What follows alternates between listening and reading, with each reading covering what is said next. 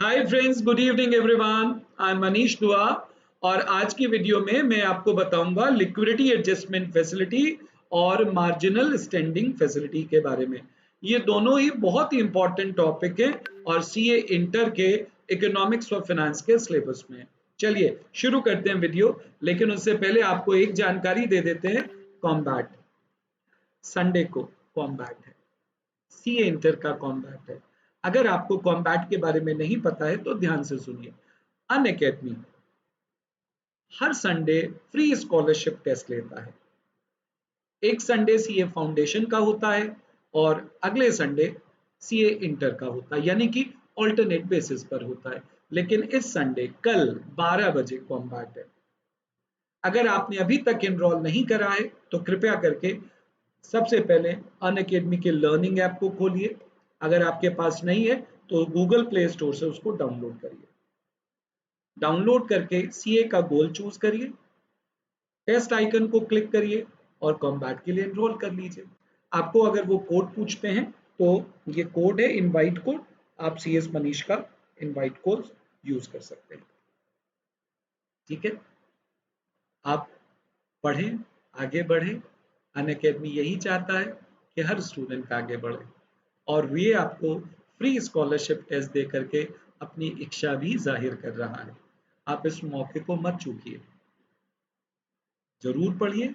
और खूब सारे फ्री क्लासेस होती है अनअकैडमी के प्लेटफॉर्म पर, आप उन फ्री क्लासेस का भी फायदा उठा सकते हैं। ठीक है, तो चलिए शुरू करते हैं आज की क्लास।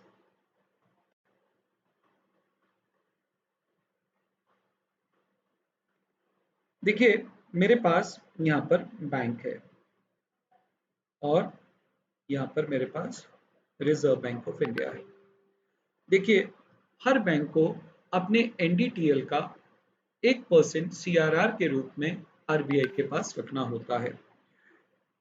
मान लीजिए अभी सीआरआर 3% है तो 3% ऑफ एनडीटीएल। ना तो क्वेश्चन अराइजेस कि सर ये एनडीटीएल क्या होता है। देखिए, हर बैंक के पास कुछ डिपॉजिट्स होता है। अब मान लीजिए जैसे हमारे पास यहाँ पे स्टेट बैंक ऑफ इंडिया है।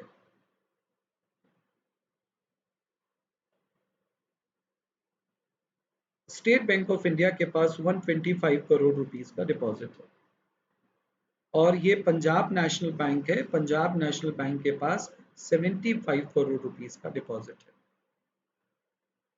75 करोड़ रुपीस में से 25 crore rupees Punjab national bank ने स्टेट बैंक ऑफ इंडिया के पास डिपॉजिट करे हुए। तो इसका मतलब ये हुआ इस 125 करोड़ रुपीस में से 25 करोड़ रुपीस पीएनबी के हैं। पीएनबी अपने डिपॉजिट्स में 75 करोड़ रुपीस को दिखा रहा है और स्टेट बैंक ऑफ इंडिया अपने डिपॉजिट में 125 करोड़ रुपीस दिखा रहा है। तो इनफैक्ट हुआ ये कि 25 करोड़ रुपीस की डबल काउंटिंग हो रही है। एक बार पीएनबी के टोटल डिपॉजिट्स में और दूसरी बार स्टेट बैंक ऑफ इंडिया के टोटल डिपॉजिट्स में। तो हमको नेट डिमांड और टाइम लायबिलिटी निकालना पड़ेगा, जिसको हम कहते हैं एनडीटीएल। तो कैसे करेंगे, आपको टोटल डिपॉजिट्स में से इंटर बैंक डिपॉजिट्स माइनस करना होगा। तो हमारे पास आएगा net demand and time liabilities. तो ये हो गया 125 crore, inter bank deposits 25 crore, तो 100 करोड़ का हमारे पास एनडीटीएल है।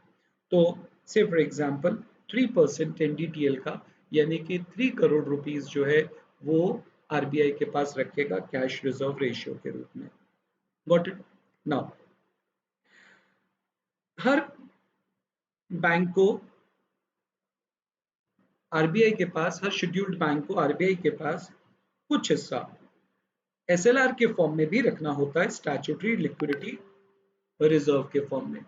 एसएलआर एट प्रेजेंट 18% है, तो 18% ऑफ एनडीटीएल आपको रखना होगा एसएलआर के फॉर्म में। एसएलआर हम 3 फॉर्म्स में रख सकते हैं। यस, एक हम इसको कैश के फॉर्म में रख सकते हैं, दूसरा हम इसको गोल्ड के फॉर्म में रख सकते हैं और तीसरा हम इसको गवर्नमेंट सिक्योरिटीज के फॉर्म में रख सकते हैं। तो इसका मतलब ये हुआ 18% ये चला गया, यस 18% ये चला गया और 3% ये चला गया, तो कुल मिलाकर के 21% बैंक के पास से चला गया। अब बैंक के पास उधार देने के लिए बच गया है सिर्फ और सिर्फ 79%। तो ये जो 79% है बैंक के पास, ये कहलाता है बैंक का लेंडिंग रिजर्व। बैंक इस पैसे में से उधार पर देता है और जो भी पैसा उसको ब्याज के रूप में मिलता है, इंटरेस्ट के रूप में मिलता है लेंड बोरोवर से, उस पैसे को वो आगे अपने कस्टमर को देता है। ठीक है, चलिए अब आगे चलते हैं, बात करते हैं हम लिक्विडिटी एडजस्टमेंट फैसिलिटी की। जब कभी भी बैंक के पास बैंक को पैसे की जरूरत है और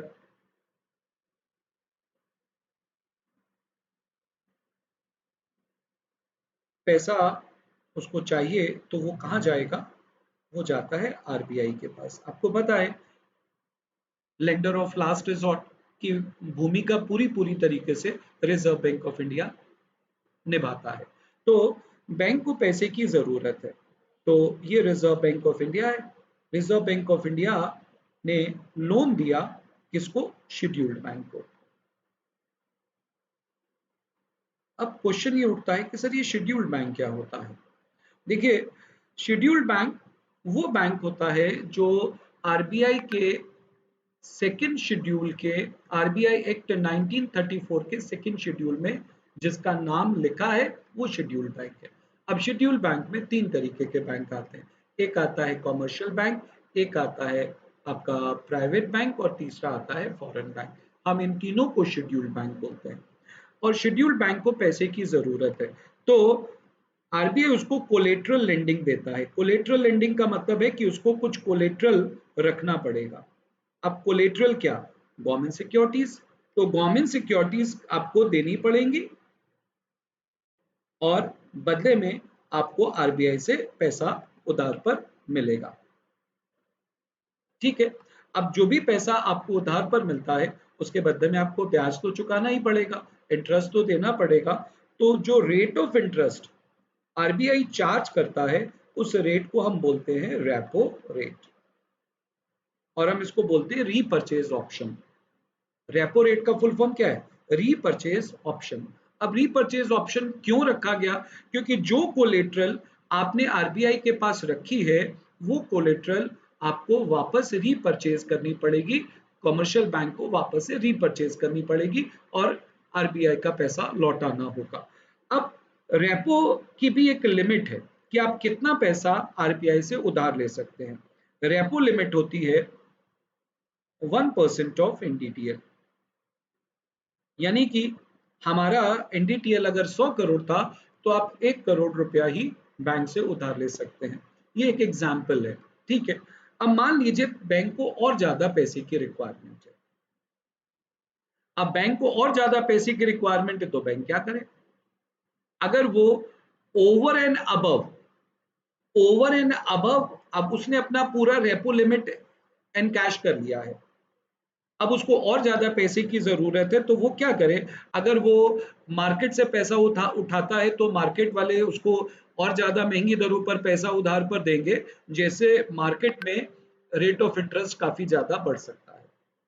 तो मार्केट की वॉलेटिलिटी को ध्यान में रखते हुए और सिचुएशंस को नॉर्मलाइज करने के लिए एक विंडो और खोली है आरबीआई ने, जिसको हम कहते हैं मार्जिनल स्टैंडिंग फैसिलिटी।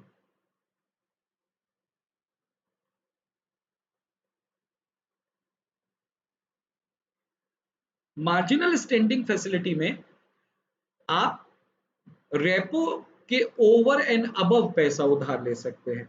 तो ये ये भी कोलेट्रल लेंडिंग है पहली बात, लेकिन यहां पर एक डिफरेंस है। यहां पर जो गवर्नमेंट सिक्योरिटीज आपने आरबीआई को दी थी रेपो रेट के तहत, तो वो गवर्नमेंट सिक्योरिटीज ये वाली नहीं हो सकती जो आपने एसएलआर के फॉर्म में रखी है। आपने जो सिक्योरिटीज एसएलआर के लिमिट को मेंटेन करने के लिए अपने पास रखी हैं, उन सिक्योरिटीज को आप आरबीआई के पास कोलेटरल के रूप में नहीं रख सकते हैं। लेकिन ये डिफरेंस मार्जिनल स्टैंडिंग फैसिलिटी में है।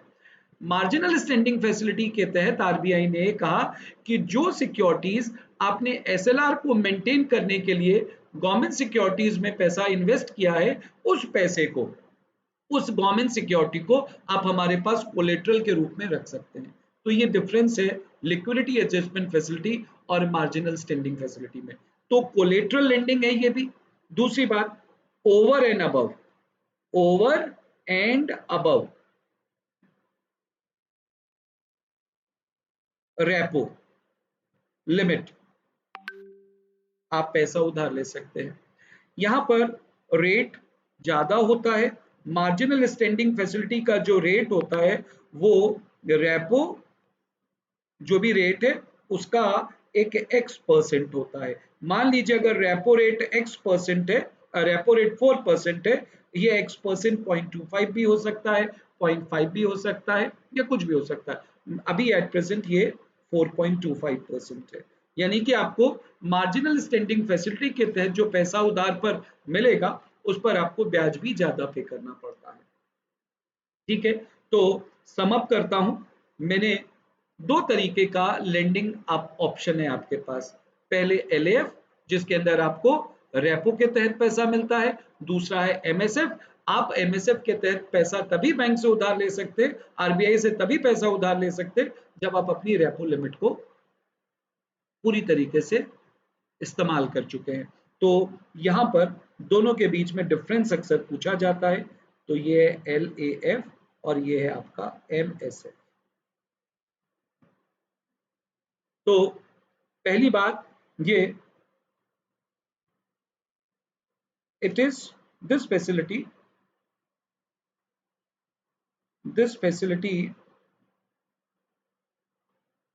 is available to all scheduled bank and primary dealers। ठीक है, लेकिन यहां पर ये डिफरेंस है। This facility is available only to scheduled bank। सिर्फ शेड्यूल्ड बैंक को ये फैसिलिटी अवेलेबल है। दूसरा difference, government securities kept to maintain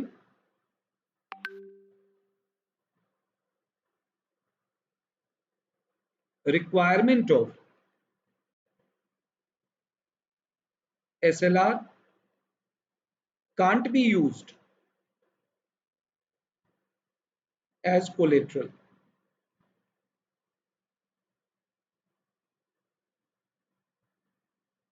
Can't be used as collateral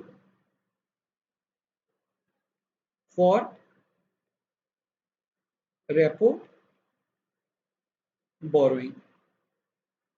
ठीक है, दूसरी बात, यहां पर government securities kept to maintain can be used, can be used for MSF borrowing। ठीक है, यहां पर जो रेट होता है एक्स परसेंटेज ऑफ एनडीटीएल होता है, सॉरी लिमिट जो होती है, रेपो लिमिट जो होती है वो आपकी एक्स परसेंटेज ऑफ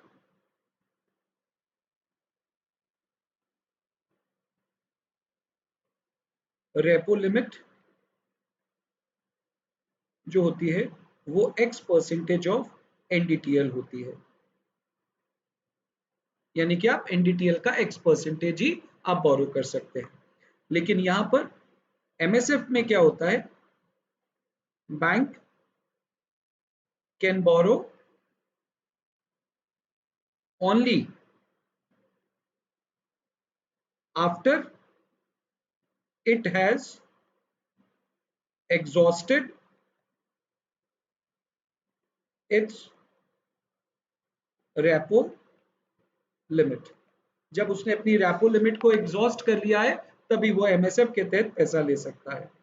तो जो एमएसएफ रेट होता है, rate is generally repo plus x percentage होता है। और यहाँ पर रेपो रेट, तो जो रेपो रेट है वही है जो भी सेंट्रल बैंक अनाउंस करेगी, ठीक है, वो अनाउंस्ड बाय आरबीआई। ठीक है, तो ये कुछ पॉइंट्स ऑफ डिफरेंस है जिससे कि आपको दोनों कॉन्सेप्ट्स क्लियर हो गए होंगे। Thank you for watching me my video till the end. Thank you and take care of your self and tomorrow is your combat. Combat देना बिल्कुल भी मत भूलना। Bye bye, good night.